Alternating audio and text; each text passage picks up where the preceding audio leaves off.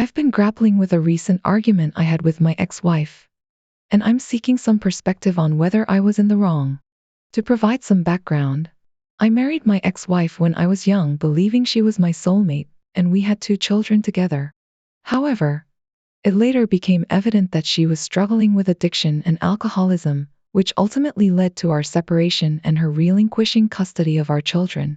After our split, she faced challenges, including periods of homelessness due to her struggles. About a year ago, she reached out to me, claiming to be 3 years sober and having stabilized her life with a steady job. After verifying her claims with her family, I agreed to let her reconnect with our children, who were now teenagers. Despite some initial hesitation, our children expressed a desire to meet her, and I respected their decision. Since then, she has been spending time with them regularly, and I've allowed her to join us for dinner on occasion, although there have been no overnight stays at her place. Recently, however, we had a disagreement regarding parenting decisions. While I acknowledge that I'm not perfect, I believe I've worked hard to build a strong relationship with my children, fostering open communication and trust. When they expressed an interest in attending a party, I had discussions with them about the potential risks associated with alcohol and drugs, emphasizing the importance of making responsible choices. During a conversation with my ex-wife, she expressed her disagreement with my decision and insisted on having a say in our children's upbringing. This led to a heated argument, during which I asserted that, given her past struggles and the trust I've built with our children, I am primarily responsible for making parenting decisions. I emphasized the importance of maintaining consistency and stability in our children's lives, especially considering their past experiences. While I understand my ex-wife's desire to be involved in our children's lives, I believe it's crucial to prioritize their well-being and honor the trust they've placed in me. I want to ensure that they have a safe and supportive environment to navigate their teenage years, and I'm committed to making decisions that align with their best interests. However, I'm now questioning whether I handled the situation appropriately and whether my response was too harsh. I value constructive feedback and welcome any insights or perspectives on how to navigate this challenging situation. I'm always the one they turn to when they need a hand, a ride, or just someone to listen. They know the story behind their mom and me parting ways. When they got back from the party late, they couldn't wait to dish out the details. Who was there? What happened? The usual teenage chatter. And yes, they admitted they tried some jello shots, but it was more out of curiosity than anything else. No drunken debauchery, just a brief experiment. After a couple of hours, they were back home, safe and sound. But the morning after, during breakfast with their mom, they mentioned the party, and all hell broke loose. She tried to lay down the law, grounding them from their gadgets and social outings for a whopping 2 weeks. Feeling uneasy about the whole situation, they called me to pick them up, glossing over the drama. As we sat in the car waiting, I couldn't help but chuckle when their mom's reaction was recounted to me. She insisted she was fully committed to being a mom now, pleading for a chance to make things right. But in my eyes, it was a little too late for that. The kids are practically adults now, juggling part-time jobs, managing their own expenses, and mapping out their futures. She argued that I was robbing her of the opportunity to reconnect with them, questioning the purpose of her return if she couldn't be a mother to them. I fired back, reminding her that the days of them wondering why she wasn't around are long gone. As their primary caregiver, the decisions ultimately fall on me. Our conversation ended abruptly, and we haven't spoken since. She still sends them the usual morning and night messages, but she's skipped a couple of meetups. So, am I the villain in this story? According to the consensus, not at all. While her newfound sobriety is commendable, she needs to understand her place. She may have missed out on their childhood, and now she must come to terms with the fact that she can't rewrite history. I understand the sentiment that acknowledging someone's effort is crucial, especially when it comes to rebuilding relationships. In the case of my ex-wife, her journey towards sobriety and stability shouldn't be dismissed lightly. There's undoubtedly potential for her to reconnect with our children, and it seems like they're open to some form of relationship with her. However, it's important to recognize that they're no longer the young children she left behind. For instance, my daughter has aspirations to study abroad in Germany, and she's been diligently working toward that goal. She's already invested considerable time and effort into planning and preparing for this opportunity. It's not merely a passing fancy. It's a tangible pursuit that she's actively working towards. So while my ex-wife's efforts to rebuild connections with the children are commendable, they need to be grounded in the reality of our kids' current lives and aspirations. The recent interaction with my ex-wife could serve as a starting point for a more meaningful conversation. While she may not be able to fill the traditional role of mom in their lives, there's still potential for her to play a meaningful role as they navigate adulthood. Building a relationship based on mutual respect, understanding, and shared experiences could be incredibly valuable for all parties involved. It's about acknowledging the past, learning from it, and moving forward with a sense of purpose and determination. I've witnessed similar situations among friends and acquaintances, where relationships with absent parents were eventually repaired, sometimes after many years of estrangement. What's heartening to see is that with time, effort, and genuine commitment, it's possible to rebuild those bonds and create a meaningful connection. My hope is that my children will have the opportunity to experience some semblance of the relationship I once had with their mother, albeit in a different context. However, while I'm hopeful for the future, I also recognize the need to set realistic expectations and boundaries. It's essential to strike a balance between acknowledging the past and focusing on the present and future. My priority is and will always be the well-being and happiness of my children, and any decisions regarding their relationships will be made with their best interests at heart. On a separate note, I'm facing a personal dilemma that's been weighing heavily on my mind. Am I wrong for considering divorce because of the unexpected responsibility thrust upon us by my husband's sister? As someone who has never wanted children, and neither has my husband, the sudden arrival of 3 young kids in our lives has been overwhelming to say the least. It's not just the financial strain, it's also the emotional toll and the impact on our own plans and aspirations. It's a complex situation, and I'm struggling to find clarity and resolution. My husband and I have been facing a tough situation lately. With both of us unable to work from home and the high cost of daycare for 3 kids, things have been incredibly challenging. Child Protective Services got involved and asked us to decide whether we wanted to keep the kids or not. I initially thought my husband and I would be on the same page about this, but he wants to keep them.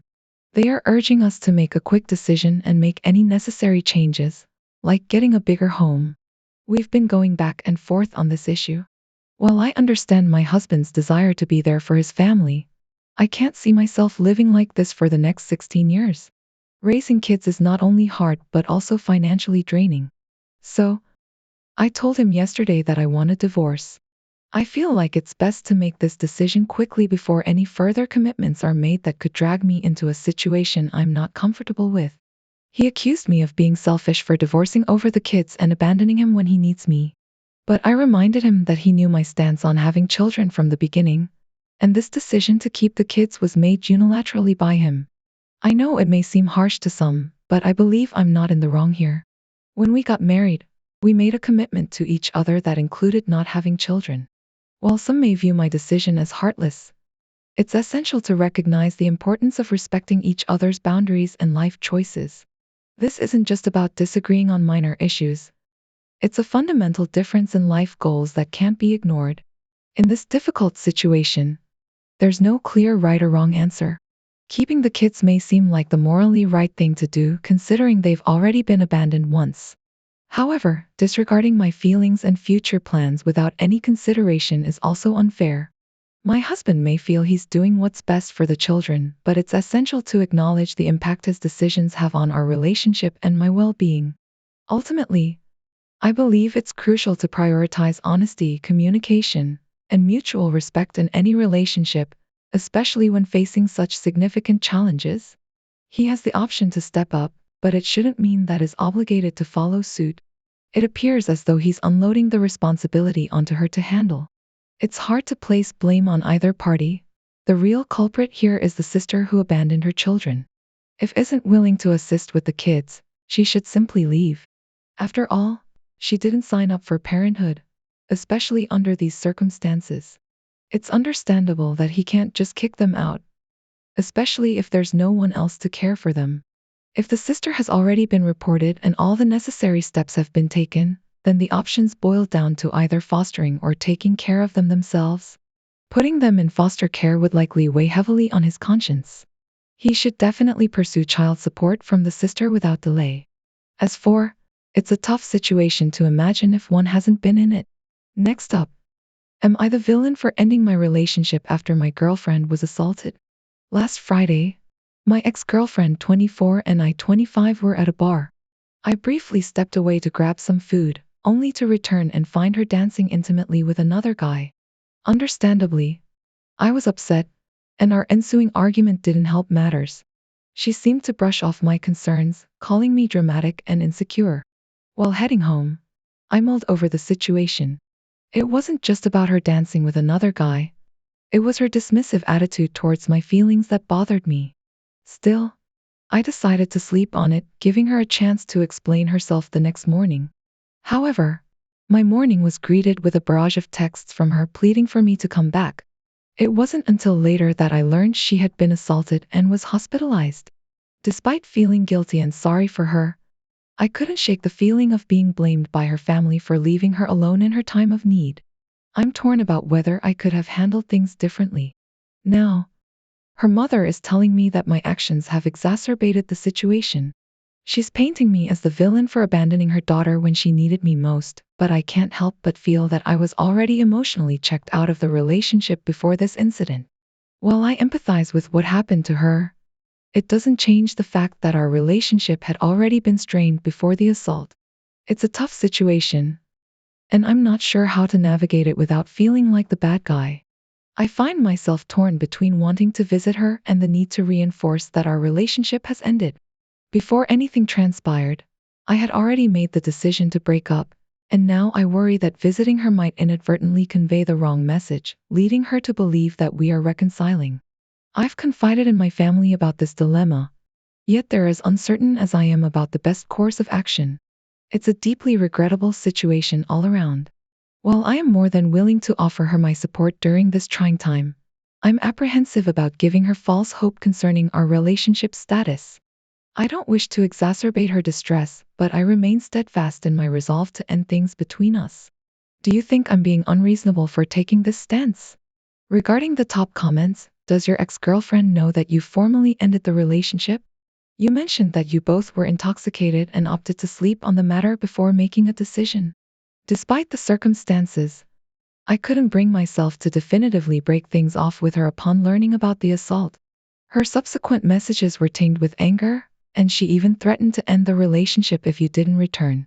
Moreover, her last message accused you of being insecure, an odd assertion given that you explicitly communicated your intention to leave and even suggested she take an Uber home to her place to allow both of you to sober up before discussing matters further.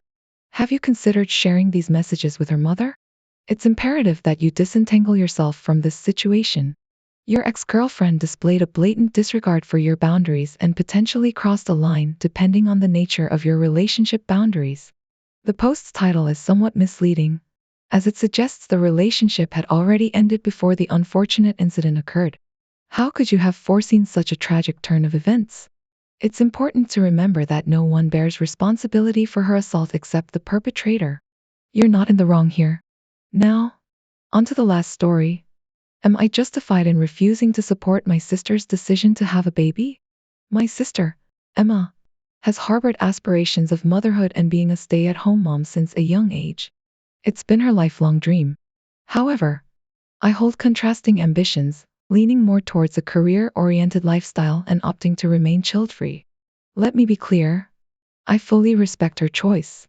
Every individual is entitled to make decisions aligned with their desires.